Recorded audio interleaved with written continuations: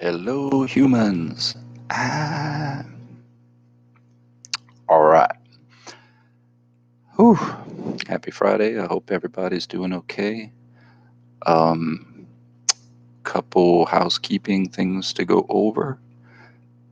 Um, I'm thinking about, since I've figured out how to do the little headset and stuff, um, I was thinking about doing Monday's lecture later than what I usually normally record the lectures.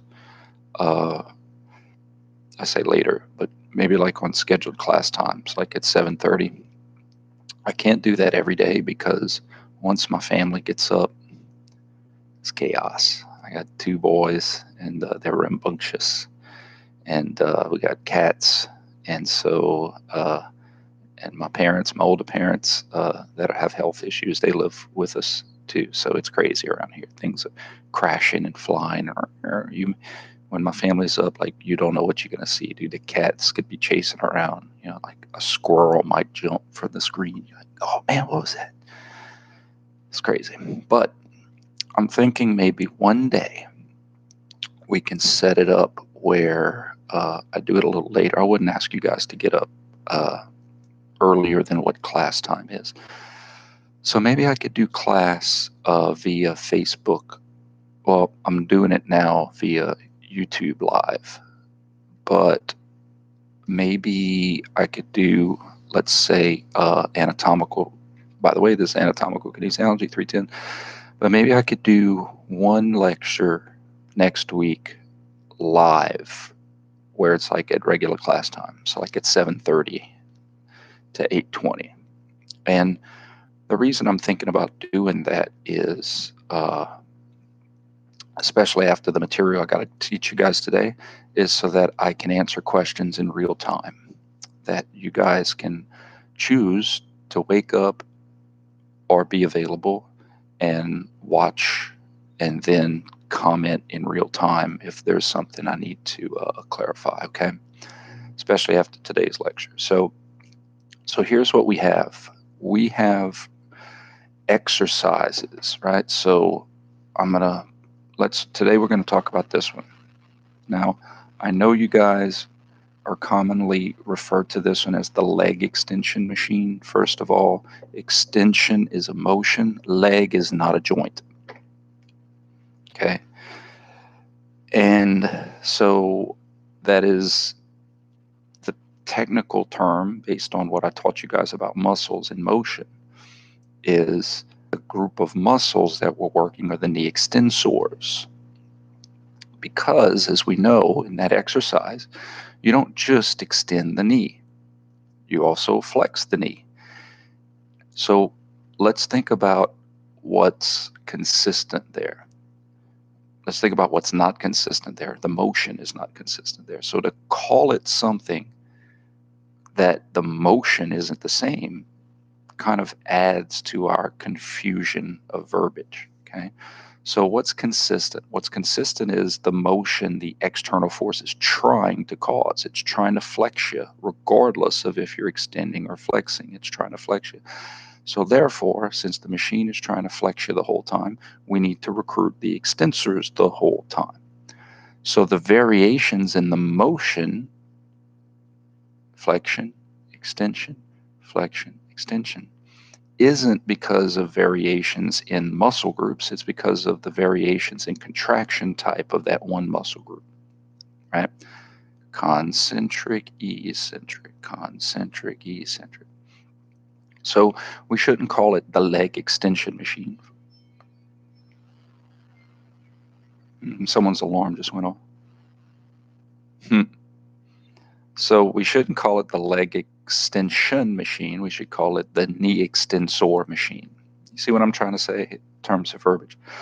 So today's lecture, let's remember, right now, I'm going to get in next week, I'm going to get into the exceptions, the functional exceptions of going faster than what external forces can offer. But today we're still in that land, still in that world of slow and controlled motion with exercises. On the test, if I say you're doing this exercise, boom, automatically, slow and controlled. because slow and controlled is how we typically do all of our motion. The things we do fast is very rare. We don't do that very often as a percentage of our overall activities of daily living or activities of daily exercise. So here's the lecture today. Let me hold it up for you guys to get it all. Okay. There it is. Pause it. Pause the video if you have to. Pause the video so that you could read it all. Then I'm going to go over it. Okay. So the lecture today, look how high-tech this is, bro. Some high-tech stuff, man. Ooh, I can still smell that Sharpie. All right. Save you for later. F is equal to ma. So that is Newton's second law. We're going to go into that in much detail in biomechanics. You don't have to learn the law. I need you to know one of the very important applications of this law, okay? What F is equal to ma, the F is forces, and that little squiggly line is sum, all of the different forces. And M is mass, and mass could be of whatever object you're looking at. So let's say we're talking about the leg, right? So we have the mass, the stuff of the leg that's trying to be influenced. So how is the leg trying to be influenced in the knee extensor exercise? Well, you have the padding pushing down on the lower leg, trying to flex the mass, and then we have our muscles pulling up on the leg, trying to extend the mass. Okay, so M is mass. In this case, it's the stuff that comprises our joint. And A is acceleration. Now, the long definition of acceleration is change in velocity in regard to time.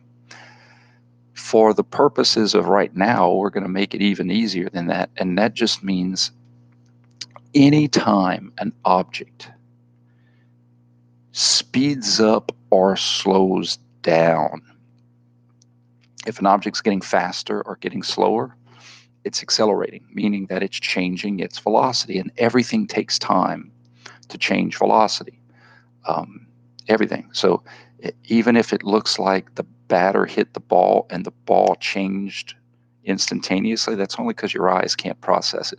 But the ball, when it gets hit by the bat, actually does a squat into the bat, compresses into the bat. That takes time. And then leaps off the bat like a freak. That takes time. So everything takes time to speed up or slow down.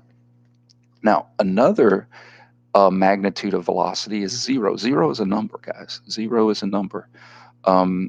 It typically does, you don't think of it as a number, but it is, man.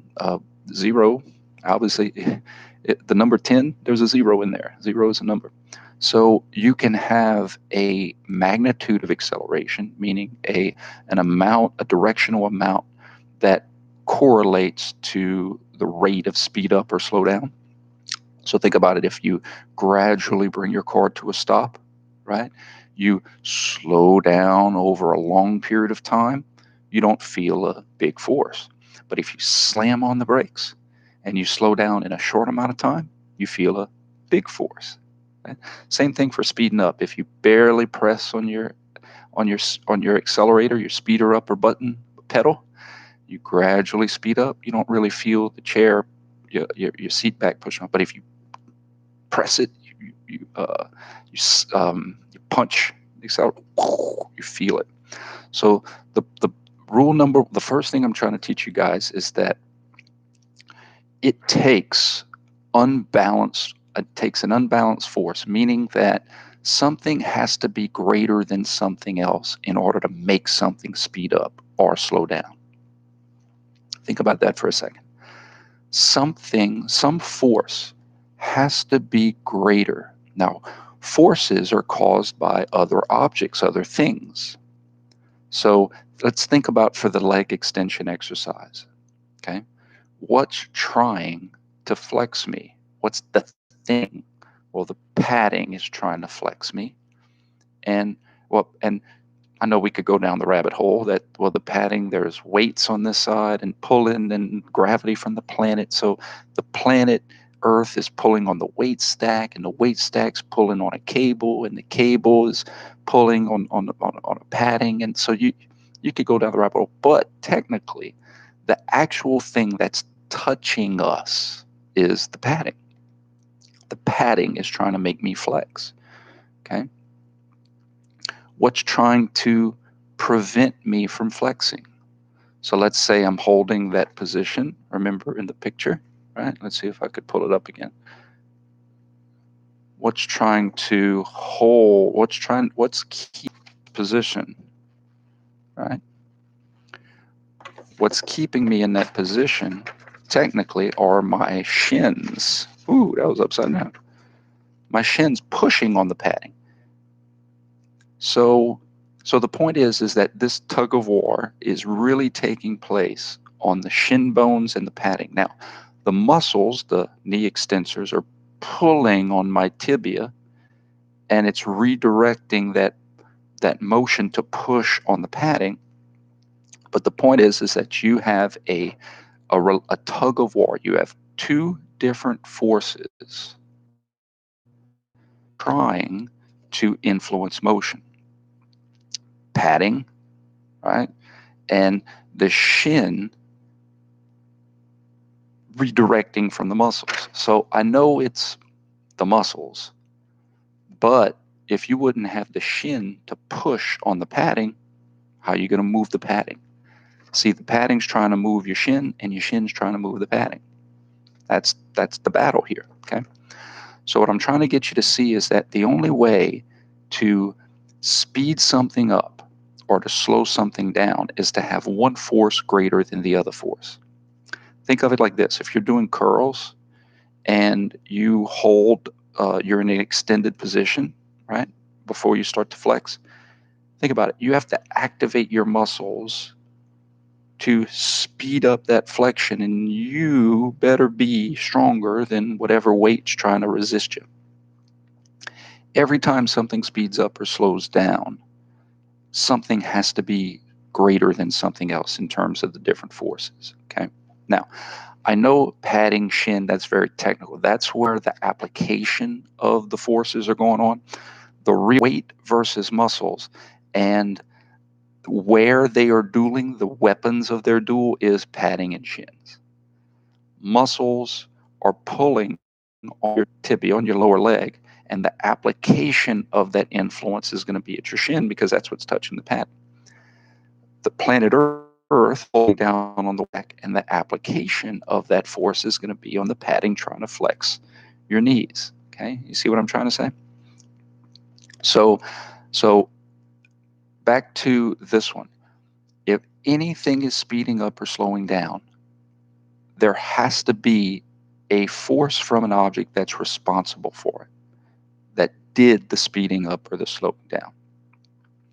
Another way to look at it in the car example, what's responsible for speeding up your car? The accelerator pedal. Now we get into physics where technically the accelerator is not a very good word to use, because acceleration, you have another pedal and you press that pedal, and that's responsible for you slowing down. It's the same thing with motion. Anytime you speed up any joint, anytime there's speeding up, something had to be responsible for it. Sometimes it's muscles. Sometimes it's the weight. Sometimes it's the external force that sped you up because you have gravity that's trying to speed you up. I'm going to teach you how to figure that out. Anytime you slow down, something had to be responsible for it. Something had to be responsible for it. So speeding up, there has to be a force from an object that was responsible for it. Slowing down, there had to be a force from an object that was responsible for it. Now, how do we get to constant velocity? Let's see. Yeah. So balanced forces. You see the balanced forces? Balance in the force. Let me see my exact verbiage. Balanced forces responsible for keeping the same speed. So think of it like this. When you are in your car and you go, I'm trying to get that glare out of here, and you go cruise control, okay? You know, cruise control, right? So you go on a certain speed and then you set the cruise control. That way you don't have to push on the pedal anymore. Now, if you say, well, I could push on the pedal and I could go the same speed if I just push right. Let's think of what's happening there. The wind is pushing on your car, and the wind, if the car is going this way, vroom, vroom, the wind is pushing up against the car the other way. In addition, you have some friction that's happening here that's trying to slow down your car as well. So my point is that you can't hit cruise control and continue to go forever. You know, objects in motion stay in motion unless acted upon by an outside force. So you have to match the energy that you're putting to make this, like wind and friction, that's trying to slow the car down. And when those forces are balanced, that's what we call balanced, equal and opposite. When there's the same amount of forces in opposite directions, that's not Newton's third law. That's not action reaction. The point is that when you have multiple forces that cancel out, there's no unbalance. There's nothing greater than anything else. And balanced forces lead to same speeds. And that's what cruise control is, right? You're going at the same speed, 20 miles an hour, 30 miles an hour, 40 miles an hour, 80 miles an hour. The forces have to be balanced. So think about it. If you are going cruise control 55, and then you hit a segment of the interstate that goes up to 75, you have to press on a pedal to go faster. Something has to be responsible for speeding you up. Or the opposite. If you go from 75 miles an hour to 55 miles an hour and you're on cruise control, you got to do something. You have to press on the brake, or you got to let off on something has to be responsible. Okay. So as detectives, kinesiology detectives, we have to look into these exercises and understand that all exercises, slow and controlled exercises, have phases to their motion within. So in other words, if we're doing the leg extensor machine, the knee extensor machine, but the leg extension machine in layman's terms, we have to understand that extension followed by flexion, extension followed by flexion, there's more into that motion than we give credit to. Okay. Let me give you an example. So phase number 2, or point number 2 I'm trying to make, okay? Phases of range of motion. Now this is just one motion: flexion, extension, abduction, adduction. Okay, so just one motion, one change in position from here to there. Okay, there's a speed up phase. Remember from high school physics, an object in motion stays in motion, object rest stays in rest. Well, if I'm doing an exercise, there has to be an initial motion. And there has to be because if you think about it, if you go into that machine, the padding ain't moving when you get in, right? It's at rest. So you think about it. If the padding is not moving, something's got to move it. Okay. So when you first get into this machine, padding's not going anywhere. You have to move it. And when I say move it, the first motion is going to be knee extension. So let's think about what's actually happening when you extend that knee. It has to speed up. You went from not moving your knee to having motion. And nothing speeds up instantaneously. Everything takes time to speed up. If it didn't, it would be magic. Everything takes time. Think about an elevator. You get in the elevator, it's not moving. You press the 10th floor. You feel the elevator slightly because the elevator doesn't make you go very fast. So the speed up phase is very short.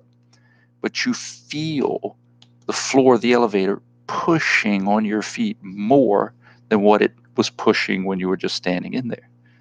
because the elevator itself, the push from the elevator floor, is the object that's speeding force, ground reaction force. But the actual object that speeds you up going up is the elevator floor itself. But it doesn't speed you up for very long, because if you think about it, you feel that push from the bottom of the elevator, and then you don't even feel like you move it. You know, the elevator's going up, but you're like, I don't even realize I'm moving. The reason is because the forces that you feel, think about what you're feeling inside the elevator as it's going up. You feel planet Earth pulling down, and you feel the elevator floor pushing you up. But the elevator floor is pushing you up at the exact same amount of forces you standing right here on the ground. In other words, those forces are now balanced. How do I know they're balanced? You could do this simple experiment, not now because we're social distancing, but you could do a thought experiment where you have a scale inside the elevator and you step on the scale, and once it kind of balances out, that's going to be your weight, meaning that it's the force that planet Earth is pulling down on you plus the force that the ground is pushing up on you. Now, when you say plus, you add those two together and they happen to be in opposite directions. They cancel out. Poof. They cancel out and the forces are balanced. There's zero leftover force, meaning there's going to be zero acceleration. But you wait. Remember as a kid you used to bounce on the scale and the scale would go greater and less, greater and less, greater and less as you bounced up and down? That's exactly what's happening at the elevator. In other words, to speed me up going up, I feel that extra force. And that's what sped me up going up, is the elevator pushing on me more than the weight. But once the elevator gets me going at the speed it wants to, it no longer has to push on me more than my weight. Once it gets me going at the speed that it's comfortable with, all it has to do is match my weight to keep me going, because objects in motion are going to stay in motion. Think of it like this. If you were going to move a heavy piece of furniture across your room, what's the hardest part of moving the furniture? Let's say it's a big bookcase and you have carpet, where carpet's very frictiony, right? It's going to resist the slide of moving the furniture. Let's also pretend you don't pick it up. You're by yourself. You got to push it. Think about it. That bookcase is going to have 3 phases, assuming we don't push it as fast as we can. That could break. It's going to have 3 phases of motion. Even though the motion itself might be in one direction, there's going to be 3 phases. A speed up phase, where we make it go faster.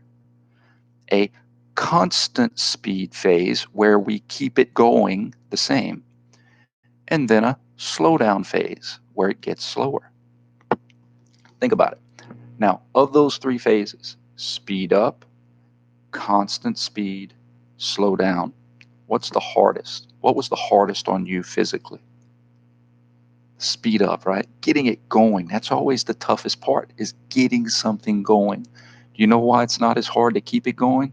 Because I don't have to be greater to keep it going. All I have to do is tie to keep it going. So technically, my force can be less to keep something going. Think about it. If a car ran out of gas and you need to push it to make it move, what's the hardest part? Just getting the sucker going. The hardest part is speeding it up. Once it has motion, it's no longer as hard to keep it moving. So 3 phases that you guys need to put into your heads during motion: speed up phase, constant speed phase, slow down phase. Now, this is for exercises with slow and controlled motion. Exercises are like elevators, slow and controlled motion. Elevators have phases. If you're going up to the 10th floor, the elevator is going to speed you up.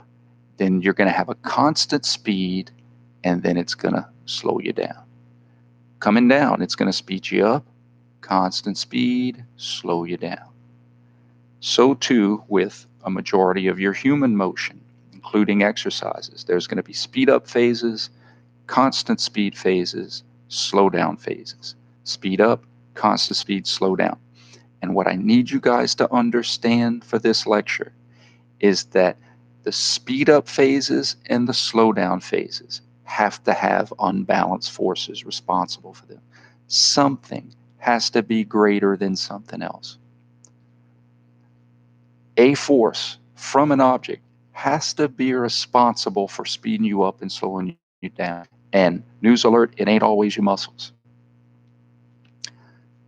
In certain windows, it's going to be your muscles, but I'm going to teach you that in other windows, it's external force that slows you down and speeds you up because your muscles let them.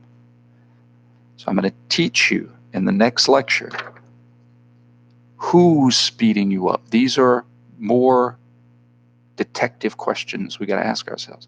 During a range of motion, like the leg extension machine, the knee extensor machine.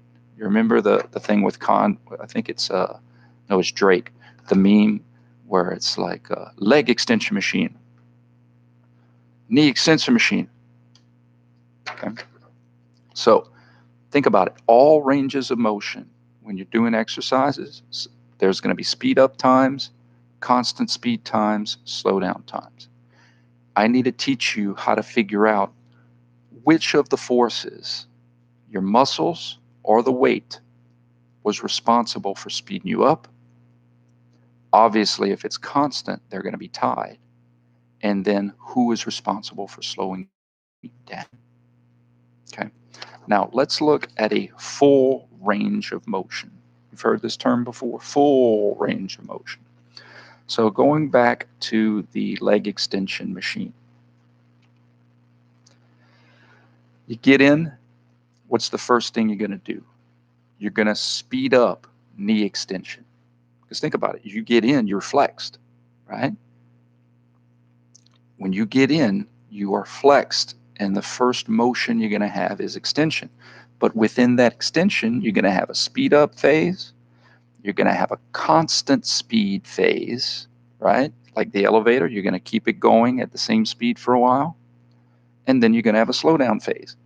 Now, again, just like moving the furniture, the constant speed phase going up or the constant speed phase during extension is not as hard as speeding that sucker up. The hardest part was getting it going. The hardest part was building momentum, keeping it going. That's important. So we start in the knee extensor exercise. The first thing we're going to do is speed up the extension.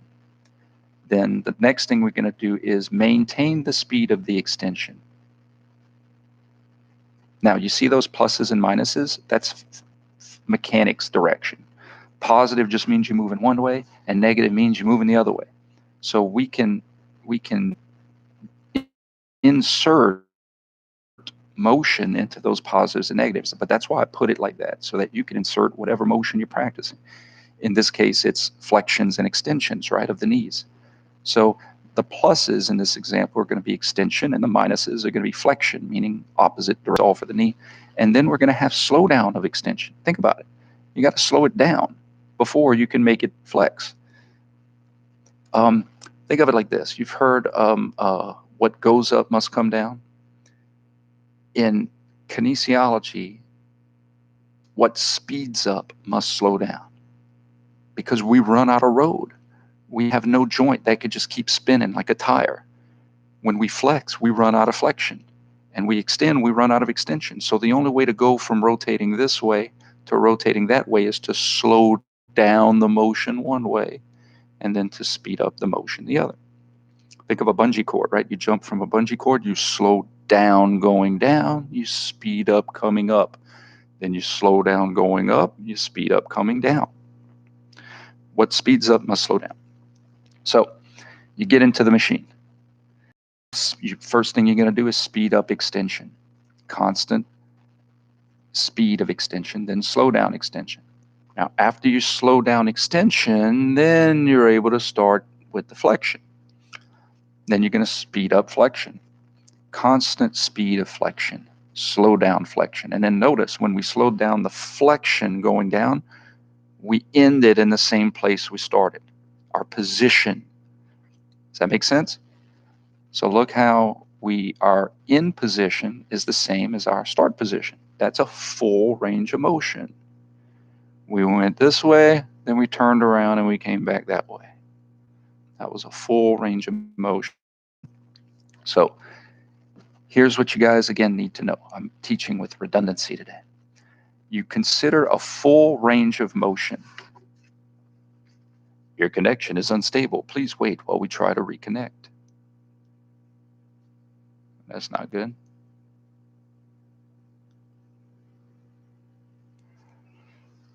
I don't want no unstable connection. Yay, stable connection. So this is what you guys need to understand. Anytime I'm speeding up or slowing down motion, joint motion, there has to be a force from an object that was responsible for.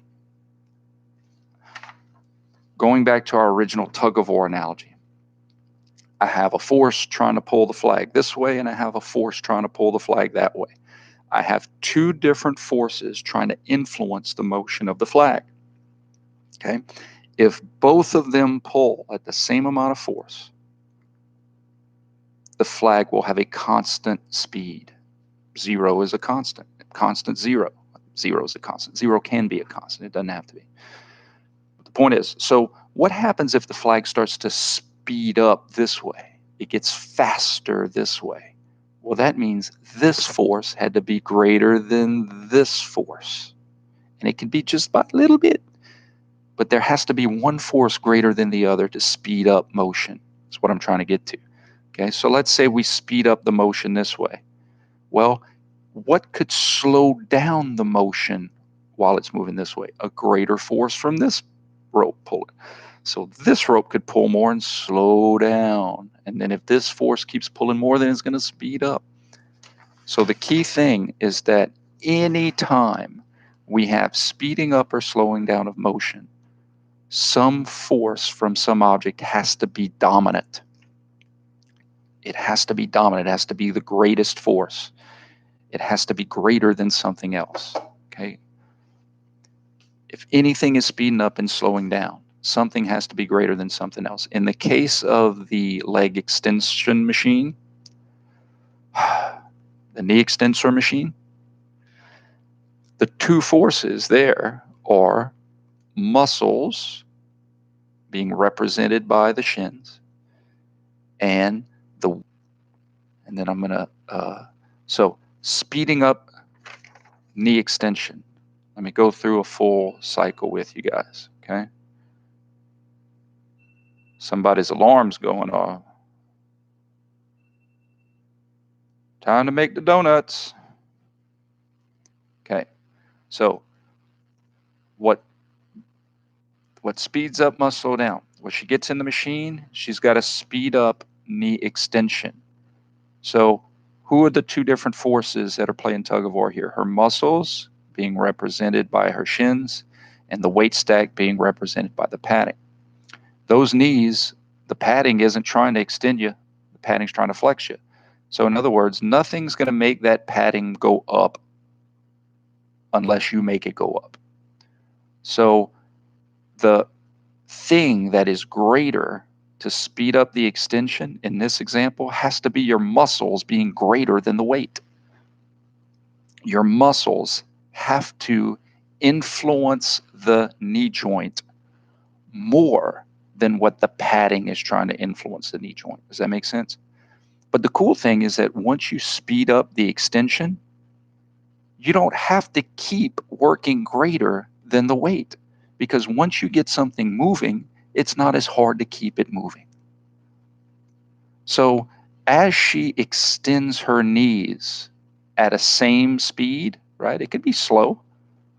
She doesn't have to work as hard, because the only way to maintain constant extension is if those two forces are tied or balanced. It's harder to get it going than it is to keep it going. Now, what's really cool is that once she's at the top and it comes time to slow down the extension, she can actually let off of her muscle work. She could actually let off. Now, she's still working above resting tone, but she could let off because the padding can slow down her extension. Gravity can slow down her extension. She doesn't need her muscles to do that. So it gets even easier at the top. Slowing down extension, your muscles are going to let the weight stack slow you down. So the point is, in this first phase of extension, speeding up the extension, knee extensors, concentric work, your muscles have to be greater than the weight. Constant speed of extension, still the knee extensors, still concentric work, but now your muscles are going to tie the weight. And if it's tying, that's less work than when it was being greater. Slowing down the extension, knee extensors, concentric work, but now your muscles are going to let the weight be greater. The weight itself is actually going to slow you down. Why? Because gravity can't. This is where it gets a little tricky. Speeding up the flexion, going down, still the extensors, but now we switch the work. Now it's eccentric work. But your body is still going to let the weight be greater. Speeding up the flexion is because of the weight. Constant speed of flexion, still the extensors, still eccentric work, but there's going to be a tie in the force. There's going to be balance in the force. And then here's the hard part. Slowing down the flexion. Weight can't slow you down. Your muscles have to slow you down. So slowing down the flexion, knee extensors, eccentric work, your muscles have to be greater than the weight. In this exercise, your muscles are going to be greater than the weight in this flexed position, because that's when your muscles have to do two things back to back greater than the weight. It has to slow down your flexion and then speed up your extension. Another way to look at it is when you're doing exercises, there's certain points in that exercise that's tougher than others. Think about it. Like if you're doing a bench press and you take the bar off and then you lower it, life gets tough when it comes to change the direction at the bottom of that range of motion. It's not as hard to change direction at the top, right? Like you're, and then you can let off at the top. In fact, at the top is where you kind of catch your breath. Think about a squat. When you're doing a squat, let's say you're doing a max squat, there's going to be a certain point in that full range of motion where life sucks, where it's toughest. That's when your muscles have to be greater than the weight. That's when you're doing more than what you think you're doing, because your muscles have to be greater to slow down the hip flexion and the knee flexion and continue to be greater to speed up the hip extension and the knee extension. But once you get it moving, it's not as hard to keep it moving.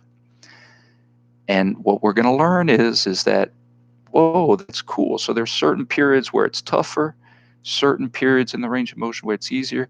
Whoa, I notice that when life is tougher, I have eccentric slowing down immediately followed by concentric speeding up, and the muscles are responsible for that. Eccentrically slowing down motion one way, immediately followed by concentrically speeding up motion the other way. And boys and girls, that is what plyometrics truly is. A plyometrics is a sequence of contraction where the muscle is going to slow down motion one way through eccentric work, immediately followed by speeding up motion the other way through concentric work. And it's only that little window where muscle is working more. You're actually doing more than what you think. If you're benching 200 pounds and you slowed it down coming down and sped it up going up without touching your chest, congratulations, you were using more than 200 pounds of force. You had to. You have to be doing more than the weight in order to slow it down and to speed it up. So if we're talking about the bench press, well, when are you doing actually 200 pounds at the bench? Anytime it has constant speed. So constant speed going up, constant speed going down, constant zero if you're just holding it up, you're actually doing 200 pounds. Only when there's constant speed. Anytime you're speeding up or slowing down, you're either doing more or less than the weight. So if you're doing more than 200 pounds on the bottom, guess what? You're doing less than 200 pounds at the top. Meaning when it comes time to slow down or speed up at the top, you're doing less. Think about it. You're doing the bench. It's off and let gravity slow you down. All right. I did a long lecture today. So I'm going to give you the code word. The code word is got it with a colon. Got it. G-O-T-I-T with a colon. I'll also accept a semicolon if you get those two things confused. Got it is your code word for today with a colon or semicolon. Okay. Don't forget, you can pause the video to look at this. Beautifully drawn, perfectly to scale. And let me know about the YouTube live session. All right, guys. Y'all make it a good one.